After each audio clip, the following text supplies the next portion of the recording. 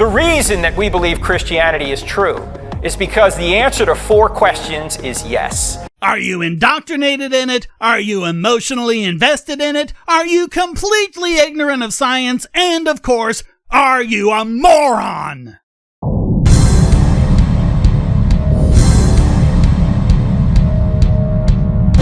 How about the first question? Does truth exist?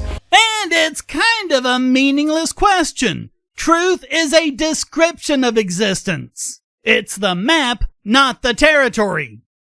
By the way, this video was posted to my Discord by a Christoid in response to a regular who asked him for proof of God. If you'd like to join the Lord Killian Discord, look below for the bit.ly link. Is it true that there's no truth? Because if it's true that there's no truth, the claim there is no truth can't be true, but it claims to be true. Please stop trying to be clever. It's hurting my brain. Of course there's truth. If there was no truth, an atheist couldn't be right that there was no God. So there is truth. There is reality. That's a different thing. Truth refers to the quality of statements made about reality. The statement God exists has low quality with regards to how we can test it against reality, so we consider it to be untrue. And this is just more of the Christian personification of abstract concepts. They'll take something like truth or love and say that's what God is, as if there's a tangibility to the concepts. It's really annoying.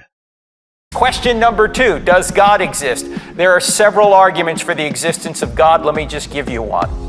Even atheists today are admitting that space, matter, and time had a beginning out of nothing. No. This is the part you people still keep getting wrong, despite how many times we explain it to you.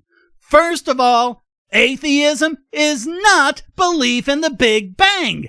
That has nothing whatsoever to do with atheism. Atheism is only disbelief in a god or gods. A lot of atheists just so happen to accept the Big Bang as the scientific theory that best describes the formation of the universe, but that's not the same thing. Some atheists don't believe in the Big Bang, and some say they just don't know. Second, the Big Bang does not say the universe formed out of nothing. It says the universe expanded from a single point. The state of that point that led to the expansion is still an open question, but no part of the theory says it was nothing. And since the Big Bang was the expansion of space, if you consider nothing to be empty space, then it couldn't have formed from nothing because there was no space before the Big Bang. But this is another definition you people refuse to nail down. What exactly do you mean by nothing? Or rather, what does your straw man say we mean by nothing? 'Cause I'm telling you now, it's not what we actually mean. As for matter, it formed later out of the quantum foam through increasingly well understood and supported processes. And time is a byproduct of the expansion of space, which allows for the increase of entropy, which is time zero. And that's what allows for the formation of stars, galaxies, planets, and everything else. So if you want to talk about what happened before the Big Bang, or to cause the Big Bang, you've got issues, because since time is just the result of expanding space, that means that there was no time before the Big Bang. Which actually means the phrase before the Big Bang has no meaning.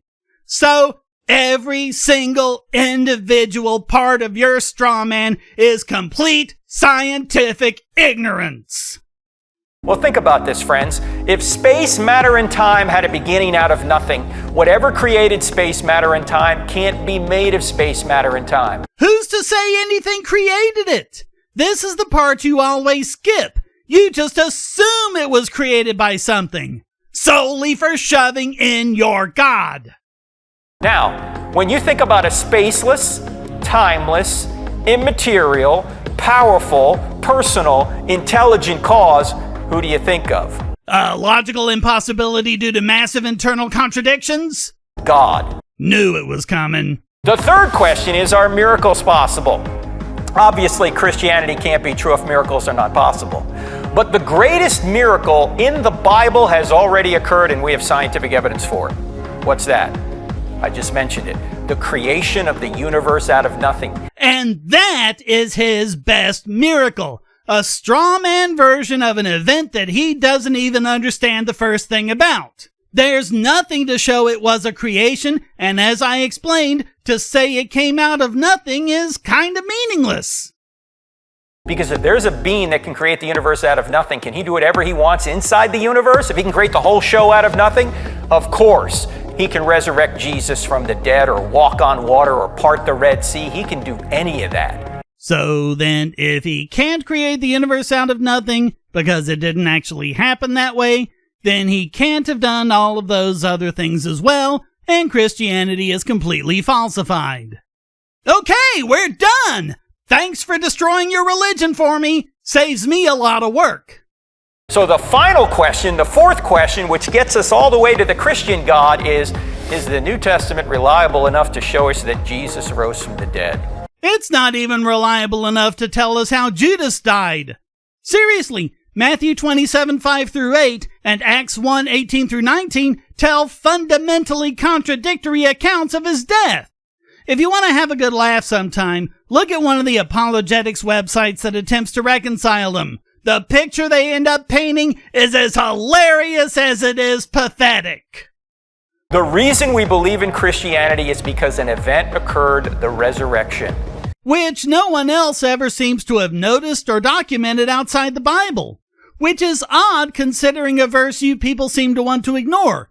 Matthew 27:51-53. And, behold, the veil of the temple was rent in twain from the top to the bottom, and the earth did quake, and the rocks rent, and the graves were opened, and many bodies of the saints which slept arose, and came out of the graves after his resurrection, and went into the holy city, and appeared unto many. Yep, right after Jesus does a Houdini out of the tomb, there's a zombie uprising, and a lot of people saw it. And no one else thought to write it down. This amazing event was completely missed by Josephus, Tacitus, Seneca the Elder, Plutarch, Pliny the Elder, and every other historian of the time. We only have the word of one of the authors of the Bible. It's not even mentioned in the other Gospels. Now, I have to ask you this. Why would the Jewish writers of the New Testament, all were Jewish with the exception of Luke. You are aware that those aren't the actual authors, right? Those names were just affixed to the Gospels centuries later. The canonical Gospels were written anonymously decades after the fact, and none were written by eyewitnesses. Matthew and Luke were pretty clearly written by Greeks, not Jews.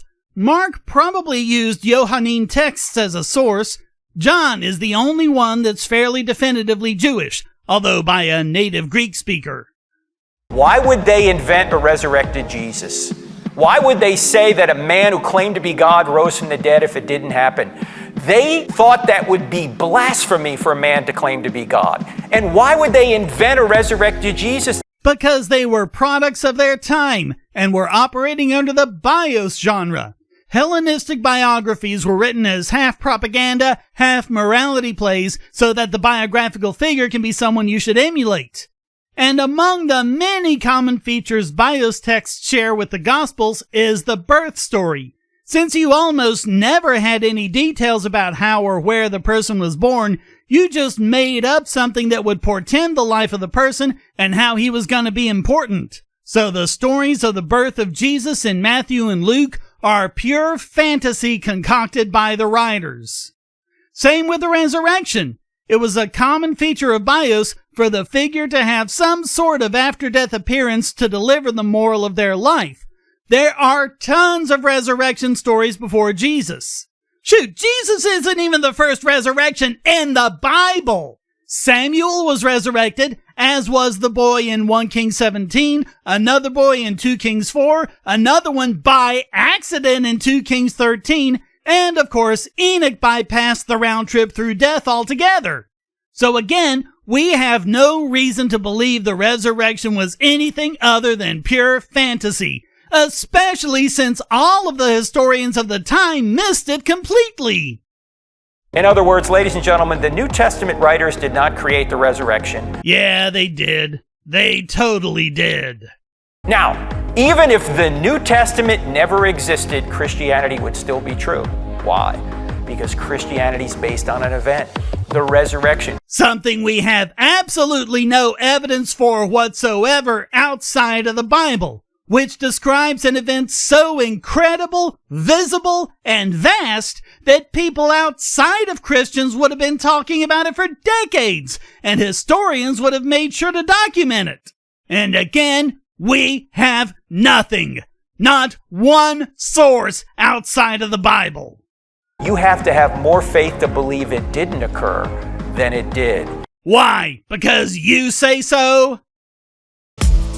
So thanks for watching. Please hit like and subscribe, leave a comment, and go to donate.bogosity.tv to keep me doing what I do. And check out all the great content here, like this video selected just for you.